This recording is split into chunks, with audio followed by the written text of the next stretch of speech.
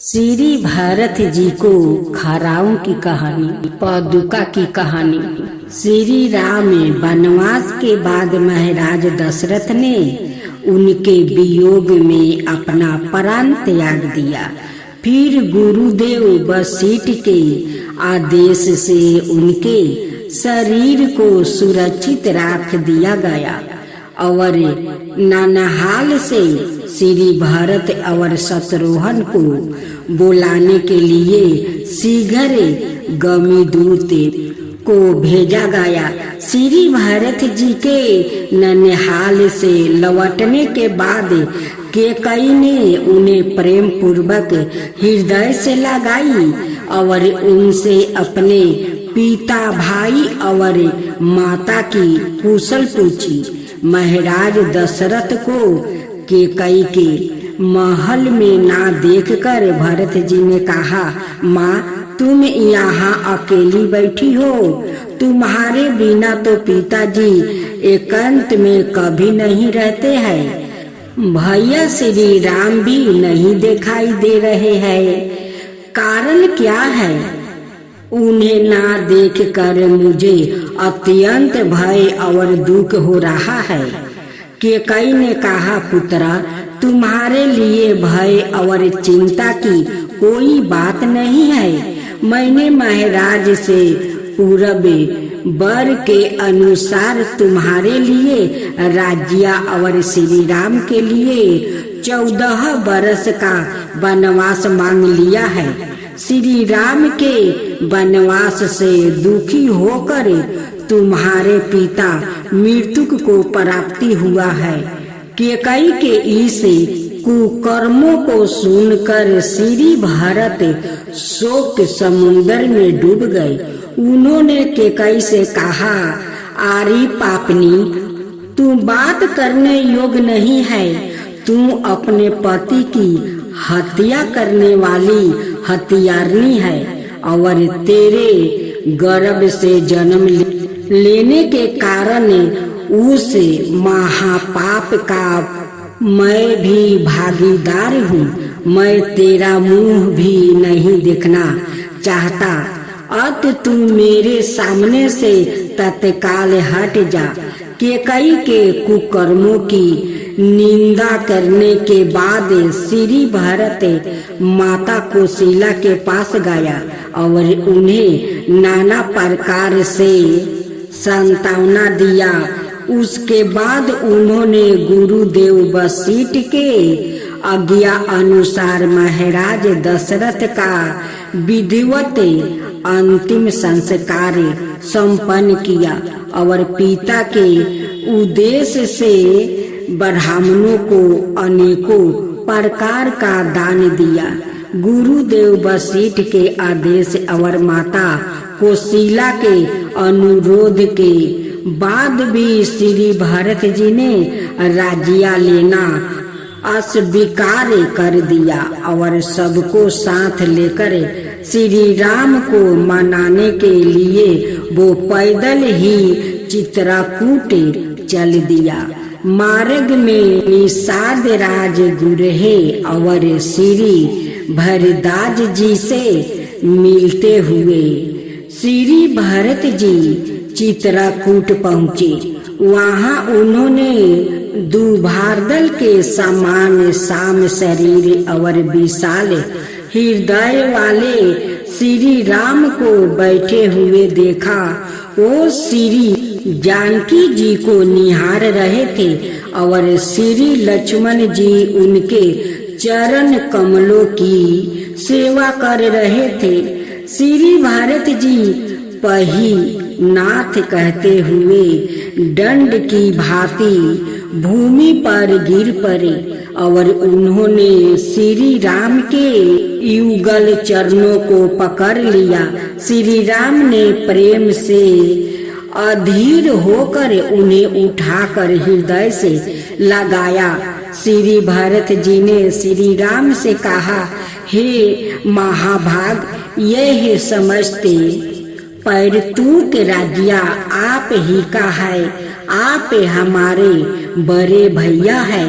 अति पीड़तु तुलिया है।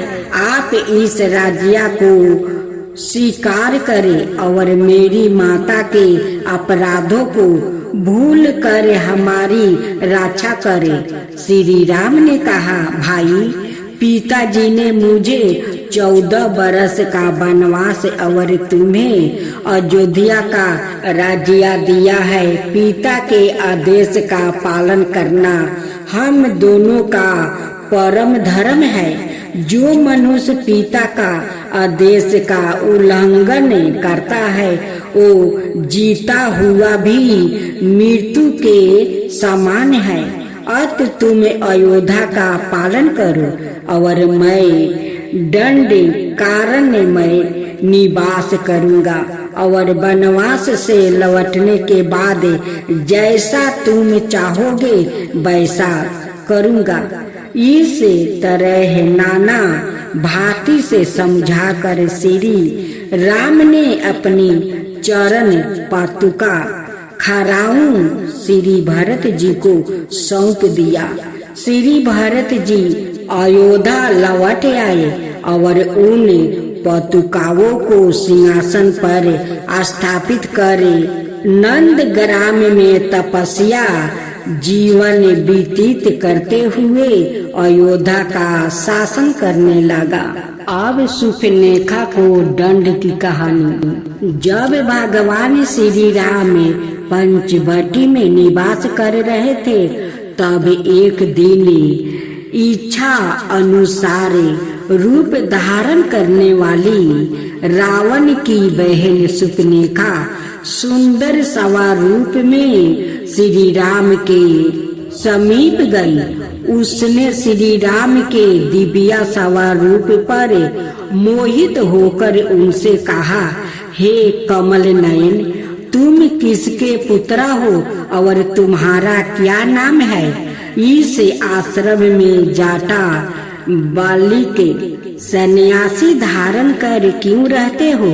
यहाँ रह कर तुम क्या प्राप्ति करना चाहते हो? मुझे बताओ। मैं राक्षस राज महात्मा रावण की बहन कामरूपिणी सुपनेखा हूँ। इस संसार में तुम्हारे सामने सुंदर पुरुष और मेरे सामने सुंदर स्त्री कोई भी नहीं है। आज हमारा और तुम्हारा संजोग वर्मा के विधान से हुआ है। मैं अपने भाई खरक के साथ इसी वन में रहती हूँ। रावण ने मुझे इस संपूर्ण वन का अधिकार सौंप दिया है। मैं तुम्हारे विषय में जानना चाहती हूँ। अत तुम मुझे अपना परिचय दो। भगवान श्री राम ने उससे कहा, मैं अयोध्यापति महाराज दशरथ का पुत्र हूँ। मेरा नाम राम है। यह सुंदरी मेरी पत्नी है। जनक नंदिनी सीता है और यह सुंदर कुमार मेरा छोटा भाई लक्ष्मण है। हे सुंदरी, बताओ मैं तुम्हारा कौन सा कार्य करूं? श्री राम का वचन सुनकर सुपनेखा बोली, राम, आज तक मैं विवाह नहीं किया हूँ क्योंकि संसार में मेरे अनुरूप कोई पुरुष मिला ही नहीं जिससे मैं विवाह कर सकूं। आज मेरे मन तुम्हें देखकर तुम्हारे दिव्या सुंदर पर मोहित हो गया हूँ। अत तुम मुझसे विवाह कर लो और इस वन में मेरे साथ सुख पूर्वक जीवन व्यतीत करो। श्री राम ने मुस्कुरा कर कहा, हे सुंदरी, मेरे तो पतिव्रता भायरा मौजूद है जिसका त्याग मेरे लिए असंभव है। इसके रहते हुए तुम जन्म भर सौतन डाह से जलती हुई किस प्रकार रह सकोगी? हाँ, मेरा छोटा भाई लक्ष्मण है। वो तुम्हारे योग्य पति हो सकता है। तुम इस विषय में उसी से बात करो। फिर सुपनेखा लक्ष्मण के पास गई और बोली, हे लक्ष्मण, अपने भाई के आज्ञा अनुसार तुम मेरे पति हो। आओ, आज हम और तुम परस्पर संग मन करे, विलंब मत करो। सुपनेखा के कथन पर श्री लक्ष्मण ने कहा, हे साध्वी, मैं तो भगवान श्री राम का दास हूँ। मुझे अपना पति बनाने से तुम्हें भी उनकी दासी बनना पड़ेगा। तुम्हारे लिए इससे बड़ी दुख की बात भला और क्या होगी। तुम उन्हीं के पास जाओ, वो महाराज है और सबके स्वामी है और सब कुछ करने में असमर्थ है। यह सुनकर सुपनेखा विशेष क्रोधित हो गई। वो श्री राम से बोली, राम, तुम मेरे ही चतुर हो। मुझे इधर उधर घुमाकर मेरे शुद्ध मनोरथ का तुम उपवास कर रहे हो। सादा तुम्हें मेरी असीम शक्ति का ज्ञान नहीं है। मैं अभी तुम्हारे सामने ही तुम्हारी पत्नी सीता को खा जाती हूँ। ऐसा कहकर वो भयंकर रूप धारण करके सीता को खाने के लिए दौड़ी। भगवान श्री राम ने लक्ष्मण को उसे दंडित करने का संदेश किया। भगवान के संकेत करने पर श्री लक्ष्मण उठे और शीघ्रता से सुपनेखा के सामने आ गया और बड़ी फुर्ती से अपनी तलवार निकालकर उन्होंने उनके नाक कान काट डाले।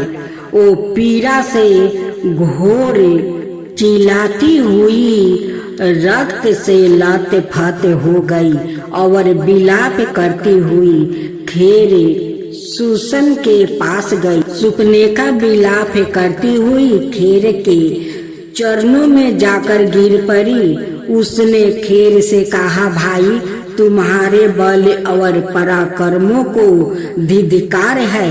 आज तुम्हारे ही राज्य में मनुष्य जैसे निर्हीन प्राणी निर्भय होकर तुम्हारी बहन की दुर्दशा करने का दुस्साहस कर रहे हैं। उसकी विचित्र दशा देख कर खेर ने कहा, सुपनेखा, क्या बात है? मृत्यु के मुख में जाने वाले किस दुष्ट ने तुम्हारी यह दशा की है? तू सही बतला। ओ काल के समान बलवान क्यों न हो, मैं उसे तत्काल यमराज के घर भेजकर तुम्हारे इस अपमान का बदला लूंगा। ओ देव, दानव, राक्षस, यक्ष, मनुष्य कोई भी हो, अपनी तीक्ष्ण तलवार से काट कर उसके टुकड़े टुकड़े कर डालूंगा। राक्षसी सुपनेखा ने कहा, भाई, यह सीता और लक्ष्मण सहित अयोध्यापति दशरथ का पुत्र राम है। दंड कारण के ऋषि मुनियों को रक्षा के भय से निर्भय करता हुआ निवास कर रहा है। उनसे पृथ्वी को राक्षसों से विहीन करने की प्रतिज्ञा कर रखी है। उसी की प्रेरणा से उनके भाई लक्ष्मण ने मेरी नाक कान काट कर यह दुर्दशा की है। यदि तुम में अपने पुरुष का जरा भी अभिमान है तो तुम उन दोनों राक्षस शत्रुओं को तत्काल मार डालो।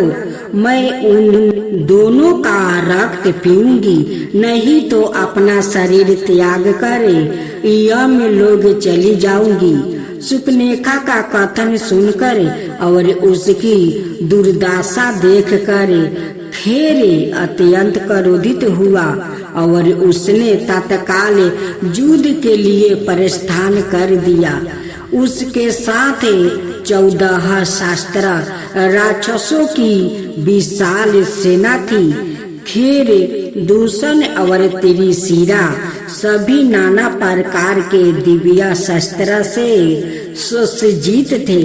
सब एक से एक महान पराक्रमी थे।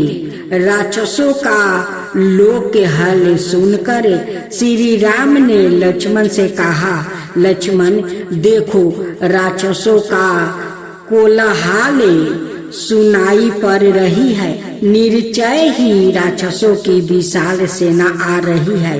आज मेरे साथ उनका भयंकर युद्ध होगा।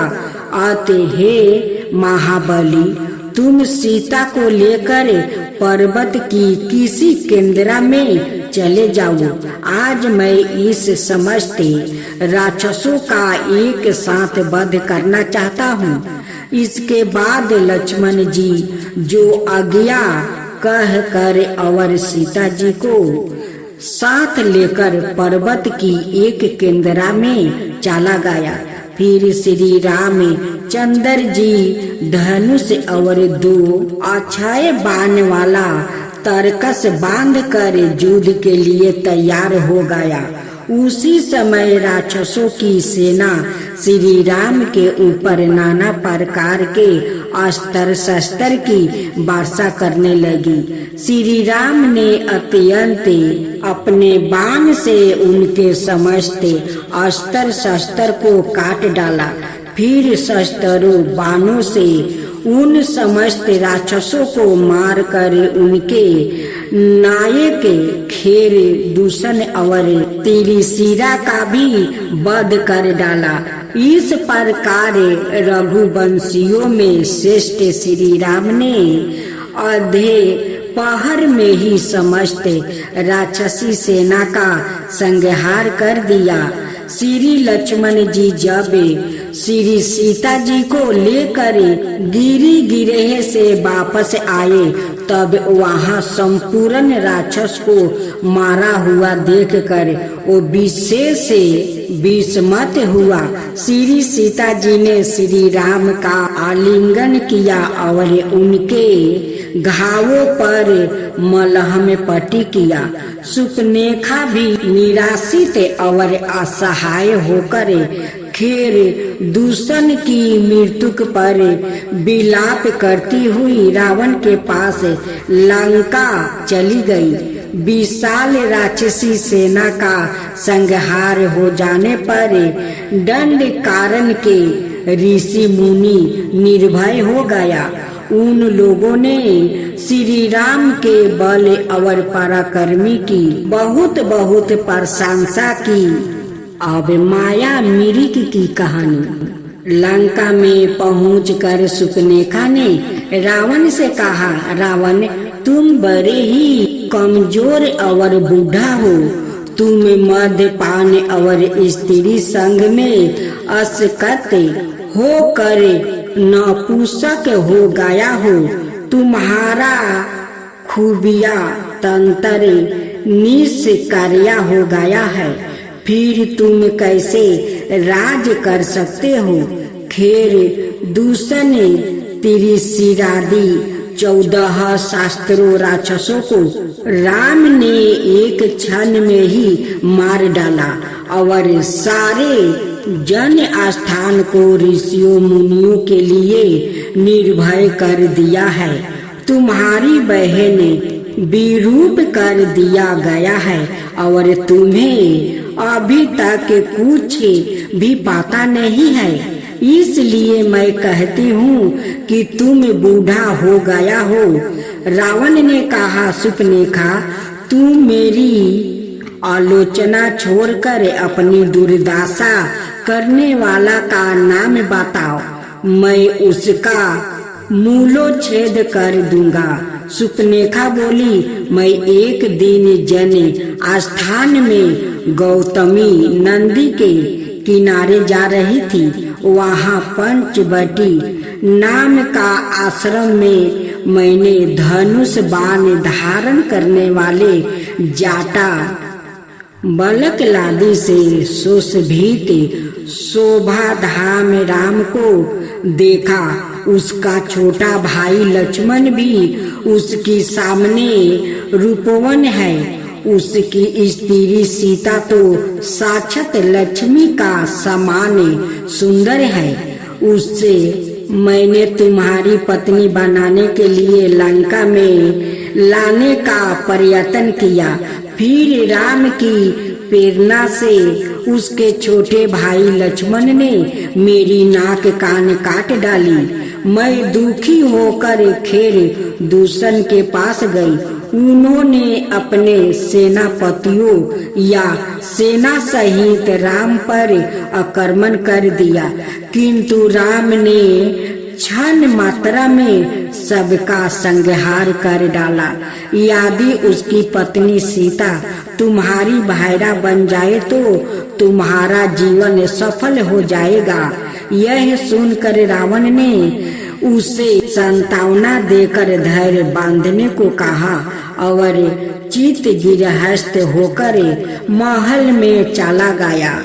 परात काल होने पर रावण ने सोचा कि खेर दूषण मेरे समान बलवान थे, उन्हें मारने की शक्ति ईश्वर को छोड़कर अन्य किसी में नहीं हो सकती। यदि संसार के पाप भर का हरण करने वाले ईश्वर का अवतार हो गया है तो मैं उनसे बैर बढ़ाकर अपने उद्धार का मार्ग प्रस्ताव करूंगा, क्योंकि मेरी इस तामसी देह से भजन होना संभव नहीं है। ऐसा सोचकर रावण अपनी योजना को कार्यारूप देने के लिए समुद्र के दूसरे तट पर निवास करने वाले मरीच के घर गया। रावण को देखते ही मरीच ने शीघ्रता से उठकर उसका अतिथि सत्कार किया और आने का कारण पूछा। रावण ने कहा, अयोध्या के राजा दशरथ का पुत्र राम इस समय दंडकारण्य के पंचवटी नाम के स्थान में अपने छोटे भाई लक्ष्मण और पत्नी सीता के साथ निवास कर रहा है। उसने मेरे भाई खेर सहित 14 शास्त्रों निरपराध राक्षसों का वध करके दंड कारण के ऋषियों मुनियों को निर्भय कर दिया है। बिना किसी कारण के उसने मेरी बहन सुपनेखा की नाक कान काट कर उसे अपमानित किया है। उसकी भायरा परम रूपवती और तीनों लोगों को मोहित करने वाली है। मैं तुम्हारी सहायता से राम को उसके आश्रम से दूर हटाकर और उसकी पत्नी का हरण कर उसे दंडित करना चाहता हूँ। यदि तुम मेरी आज्ञा का उल्लंघन करोगे तो तुम्हें भी अभी अपनी तलवार से यमलोक पहुँचा दूंगा। मरीचि ने विचार किया कि यदि मैं इस दुष्ट के हाथों मारा जाता हूँ तो मुझे नरक होगा और श्री राम के हाथों मर कर मैं संसार स्वर्ग से पार हो जाऊंगा। यह सोचकर मरीचि रावण के रथ पर चढ़कर पंचवटी आया और सौरन मृग का रूप धारण कर वो श्री राम के आश्रम के आसपास विचरण करने लगा। अब सुने सीता हरण।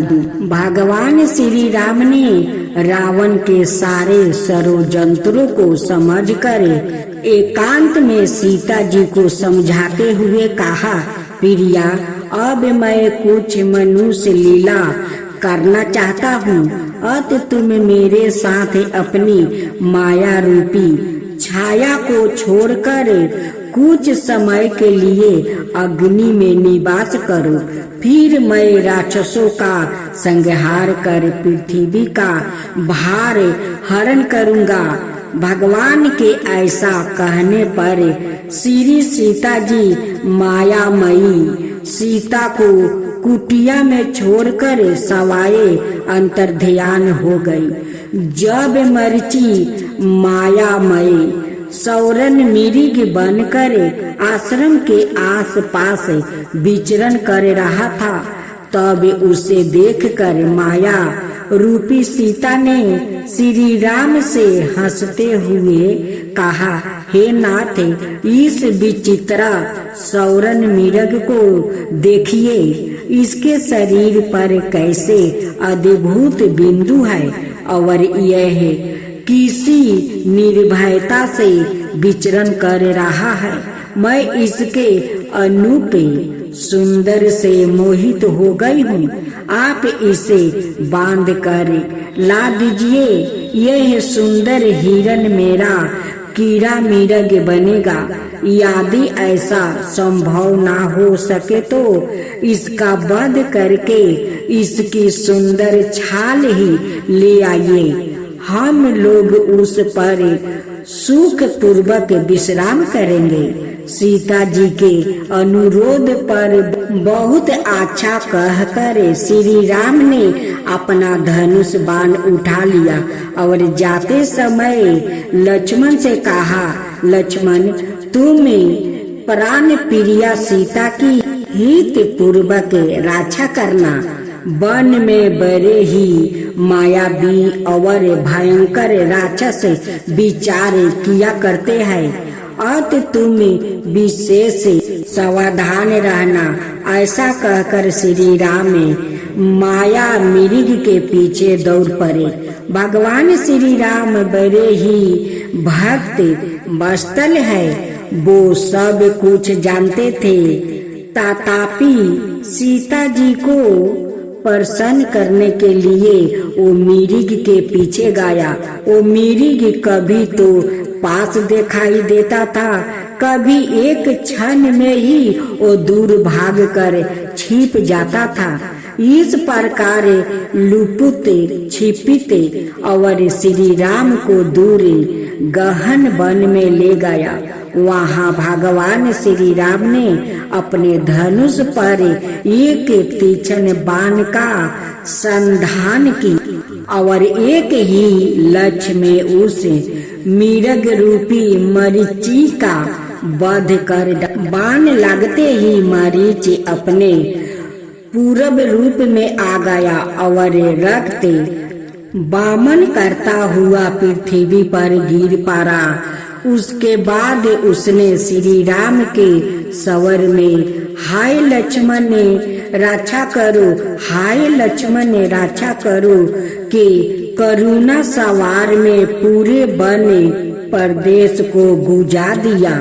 इधर सीता जी के कानों में जब हाय लक्ष्मण रक्षा करो का करुणा सवार पड़ा, तब वो भय और शोक से व्याकुल हो गई। उन्होंने लक्ष्मण से कहा, लक्ष्मण, तुम शीघ्र जाओ, लगता है तुम्हारे बड़े भैया पर कोई भयानक संकट आ पड़ा है।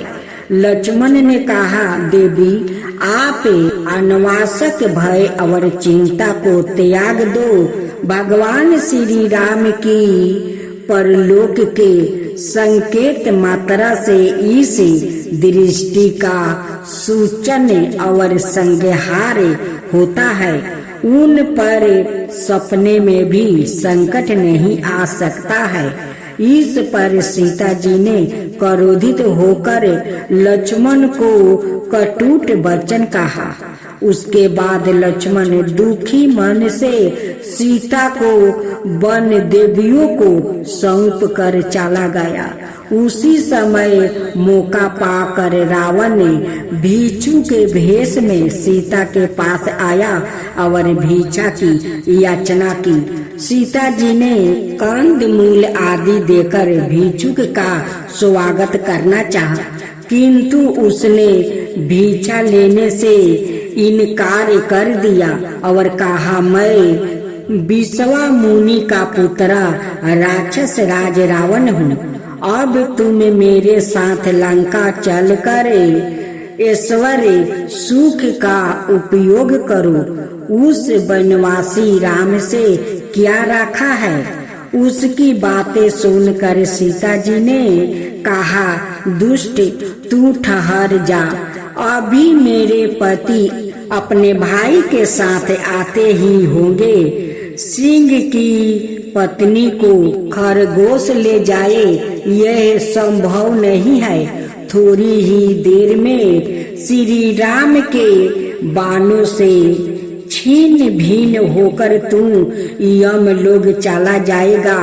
सीता जी की बातों से क्रोधित होकर रावण ने उन्हें उठा लिया और अपने रथ में डालकर आकाश मार्ग से लंका की ओर चल पड़ा। अब जटाहू पंछी और रावण की कहानी। रावण के रथ पर बेबस होकर भयभीत सीता हाय राम हाय लक्ष्मण करते हुए करुणा सवार में विलाप करती जा रही थी। गिद्धराज जटाहू के कानों में सीता जी के विलाप कंदन का सवार पड़ा। उसने तत्काल रघुकुल के श्री राम की पत्नी का सवार पहचान लिया। उसने समझते देर ना लगी कि सीता जी भयंकर विपत्ति में है। क्षण मात्रा में उसने अपने कर्तव्यों का निश्चय किया और बाहु वेग से रावण की ओर उड़ चला। उसने देखा कि रावण के रथ पर सीता जी पूरी तरह छटपटा रही है। उनकी अवस्था उस समय मलेच्छ के बस में पड़ी कपिला गाय जैसी है। जटाहू ने कहा, पुत्री सीता तुम चिंता मत करो, मैं अति शीघ्र इस दुराचारी राक्षस का अंत करके तुम्हें इस नीच के चंगुल से छुड़ा लूंगा। ऐसा कहकर वो इंद्र के बरज की तरह रावण के रथ की ओर दौड़ा और रावण से कहा, रे दुष्ट खड़ा रह, मेरे जीवित रहते हुए श्री राम की प्राण प्रिया पत्नी को नहीं ले जा सकता है। यमराज की तरह जटाहू को अपनी ओर बढ़ते देख कर रावण ने कहा, बूढ़ा जटाहू अब लगता है तेरा अंत समय आ गया है। तू शीघ्र ही मेरे इन तीखे बाणों से मरकर यमलोक को जाएगा। जटाहू ने क्रोधित होकर कहा, नीच राक्षस, तू मेरी सलाह मानकर सीता को छोड़ दे और कुशल पूर्वक लंका लौट जा। अनाथ भगवान श्री राम की क्रोध अग्नि तेरा सर्वनाश हो जाएगा। इतना कहकर जटाहू ने अपनी चोंच से रावण के बालों को पकड़कर उसे रथ से नीचे खींच लाया। रावण पृथ्वी पर गिर पड़ा। उसके बाद जटाहू ने सीता जी को उतार कर एक ओर बैठा दिया। फिर अपनी चोंच और नाखून के प्रहार से उसने रावण के शरीर विदीर्ण कर दिया। क्षण भर की मूर्छित के बाद रावण कृपित होकर उठा और फिर अपनी भयानक कांटा से उनके जटाहू के पंख काट दिया। जटाहू श्री राम का स्मरण करते हुए धरती पर गिर पड़ा और रावण सीता जी को पूर्ण रथ में बैठा उतावली से लंका की ओर चल दिया। उधर लक्ष्मण जी को अपनी ओर आते देखकर भगवान श्री राम विशेष चिंतित हुए। उन्होंने लक्ष्मण से कहा, लक्ष्मण, तू जानकी को वन में अकेली छोड़कर चले आए। वहाँ नाना प्रकार के मायावी राक्षसों का झुंड घूमता फिरता है। मेरा मन कहता है कि सीता आश्रम में नहीं है। फिर श्री राम लक्ष्मण के साथ लौट कर अपने आश्रम में आए और आश्रम में सीता को ना देख कर वो समनाए विरही मनुष्य की भांति शोक करने लगा। वो वन की धूम में लताओं से सीता का पता पूछते हुए उधर इधर उनकी खोज करने लगा। आगे मार्ग में गिद्धराज जटाहू मिला। वो भगवान श्री राम के चरणों की रेखाओं स्मरण कर रहा था। रक्त से डूबा हुआ जटाहू मात्र श्री राम के दर्शन के लिए ही अपने प्राणों को रोक रखा था। भगवान श्री राम ने उनके पास पहुंचकर अपने कर के मल से उसके शरीर का स्मरण किया। श्री राम के दर्शन मात्रा से उसकी सारी पीड़ा जाती रही। धीरज धारण कर जटाहू ने श्री राम से कहा, हे नाथ, लंकापति रावण ने मेरी यह दशा की है। वही दुष्ट सीता जी का हरण कर उन्हें दक्षिण दिशा की ले गया है। अब आप मुझे इस शरीर को छोड़कर जाने की आज्ञा दीजिए। भगवान श्री राम ने कहा, हे तात, आपको मुनियों के लिए भी अत्यंत दुर्लभ मेरे परम धाम की प्राप्ति होगी। इसमें मेरा अपार कोई उपकार नहीं है, अपितु यह आपके द्वारा परिहित में किया गया तन त्याग का परिणाम है। फिर सबके देखते देखते जटाहू चतुर्भुज रूप धारण कर और भगवान की स्तुति करके परम धाम को